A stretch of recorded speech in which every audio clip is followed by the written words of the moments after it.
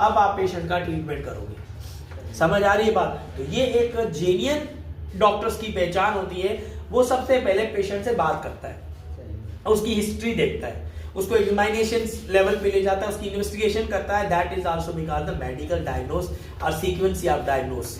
इसको हम sequence diagnose या मेडिकल डायग्नोस बोलते हैं। सही समझ आ रही है बात? ठीक है। अब यहाँ पे जब आपने पेशेंट का पूरा मालूमात ले ली, अब आप क्या करोगे? ओनली विद करेक्ट डायग्नोस, सिर्फ आप करेक्ट डायग्नोस करोगे। Only with the correct diagnose और short list of possible diagnose, यानी सिंपली आप उसका भी डायग्नोस शुरू कर दो, उसमें शॉर्टली उसको कोई मेडिसिन दे दो, ताकि जब उसको मेडिसिन खाए, उसकी जो डायग्नोस है, उसकी जो प्रिस्क्रिप्शन है, जो उन्होंने बताया है मुझे ये मसला हुआ है, उस मसले के बुनियाद पे आप उसको आराम से अरेंज कर पाओ और उसको जनरली तौर पे उसके दर्द को कम कर पाओ। जब आप उसके दर्द को कम कर दोगे तो दैट मीन वो समझ जाएगा कि यार इस डॉक्टर में कोई बात है।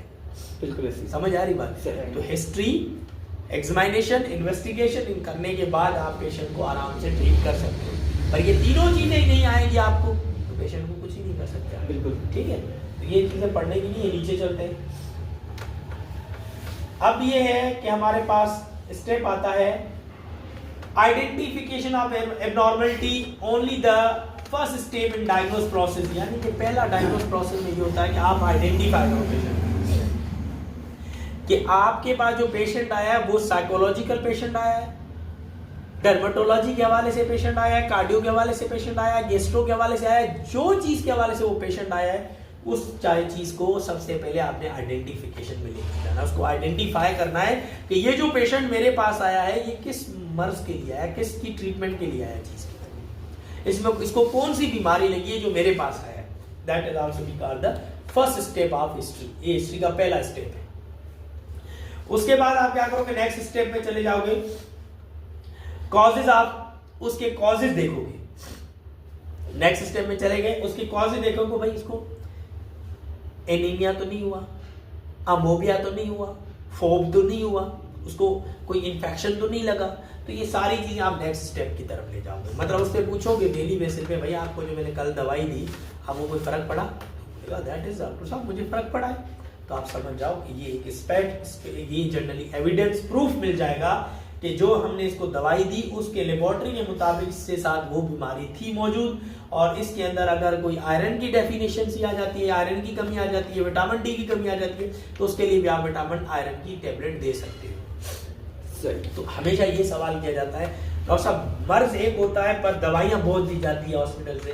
तो इसका सवाल का जवाब ये है कि डॉक्टर क्या करता है, true and trial basis treatment करता है। यानी कि देखता है कि भाई जब मैंने एक एंटीबायोटिक दी है तो उस एंटीबायोटिक की ड्रग की पोटेंसी को कंट्रोल करने के लिए वो मैदे की गोली भी साथ में दे देगा। उसके बाद उसके साथ कोई ना कोई और भी सप्लीमेंट दे देगा, सप्लीमेंट के साथ कोई ना कोई विटामिन डी की और विटामिन ई सी की भी टेबलेट दे देगा। तो ये सारी चीजें जब मिल जाएंगी तो उसको पता है अगर एक मेडिसिन एंटीबायोटिक से उसको कोई रिएक्शन हो रहा है तो वो रिएक्शन इन मेडिसिन से कम हो जाएगा। समझ आ रही है बात? तो इस फंडे को समझना सबसे बड़ी बात होती है। अब ये फंडा समझ आया कि हम इतनी दवाइयां क्यों लिखते हैं? समझ आ रही है बात? तो इसीलिए हम ये दवाइयां ज्यादा लिखते हैं। दैट मीन्स हमें ट्रायल बेसिस करना पड़ता है कि हमने पेशेंट को जो प्रोसेस दिया है, अगर उसको वो सिम्टम्स के बुनियाद पे वो मर्ज है तो उसका वो खत्म हो जाएगा, और जो सप्लीमेंट है वो उसको ताकत देगी, विटामिन डी की पूरी करेंगे, विटामिन ए भी पूरी हो जाएगी, तो वो पेशेंट क्या करेगा, एक दिन में ठीक हो जाएगा या 2 दिन में रिकवर हो जाएगा। अब वो पेशेंट भी खुश, आप भी खुश।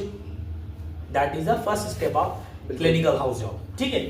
उसके बाद आता है नेक्स्ट पॉइंट आता है बायोस्पी करना जरूरी होती है, सिटी एब्डोमेन। यानी कि कुछ लोग होते हैं ना पेट के मर्ज के हिसाब से आते हैं आपके पास रात के टाइम में, यार डॉक्टर साहब मुझे पेट में बहुत दर्द होता है, पेट में आ गया, मुझे बहुत दर्द है। दैट मींस आपने क्या करना, उसकी सिटी एब्डोमेन करनी है। सिटी एब्डोमेन क्या होती है?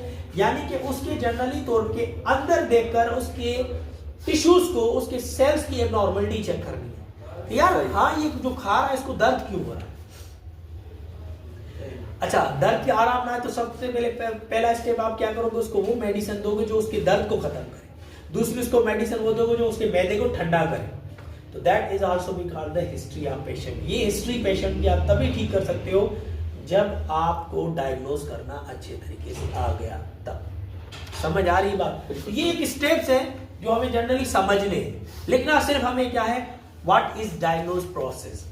डायग्नोज प्रोसेस क्या है? तो हमने बोलना है history, examination, investigation, that is also be called the medical diagnose और सीक्वेंस ऑफ डायग्नोज। समझ आ रही है बात? बिल्कुल। तो ये आज के लिए तुम्हारे लिए स्टेप्स है, और ये समझ लो इस टॉपिक में 5 सवाल हैं 6 हाउस जॉब के। अगर ये पढ़ लो अच्छे तरीके से तो, क्योंकि मेडिकल डायग्नोज में तुम अब बीमारियों को उठाओगे, मलेरिया को उठाओगे, एड्स को उठाओगे, कॉमन फ्लू को उठाओगे, पैनिक डिजीज को उठाओगे, स्ट्रेस को उठाओगे, बहुत सारी बीमारियां, इन सब बीमारियों को उठा के इनके सिम्टम्स लिखोगे। जब इनके सिम्टम्स लिखोगे, पढ़ोगे, समझ आ जाएंगी बातें। समझ आ रही है बात? ये सारा क्या होता है? आपका डायग्नोज प्रोसेस होता है। जब आपको डायग्नोज आ गया तो आराम से आप पेशेंट को ट्रीट कर सकते हो। तो इसीलिए याद रखना डायग्नोज प्रोसेस किस तरीके से होगा। सबसे पहले पेशेंट आया, उसकी हिस्ट्री मालूम की, उससे बात करनी है। उसके बाद दूसरा क्या करना है, उसको एग्जामिनेशन की तरफ ले जाना है, उसको एग्जामिन करना है, इसको क्या बीमारी है, उसके सिम्टम्स सारे चेक करने हैं। उसके बाद उसको क्या करना है, थर्ड वन इज इन्वेस्टिगेशन। आपको जब बात समझ नहीं आए तो इन्वेस्टिगेशन करवानी है। इन्वेस्टिगेशन के लिए क्या करोगे, उसको रिपोर्ट लिख के दे दोगे। भाई जाओ कोई 3-4 ये रिपोर्टें करवा के आओ, उसको बाद रिपोर्ट देखोगे, पता चल जाएगा अभी कंफर्म हो गया कि भाई इसको ये बीमारी लगी है। उसके बाद ही आप नेक्स्ट स्टेप अप्लाई करके उसकी हिस्ट्री, एग्जामिनेशन, इन्वेस्टिगेशन चेक करके उसको ट्रीटमेंट दे सकते हो। बिल्कुल। That is also be called the clinical house job. तो ये बेसिकली क्लिनिकल हाउस जॉब का स्टेप होता है जो आप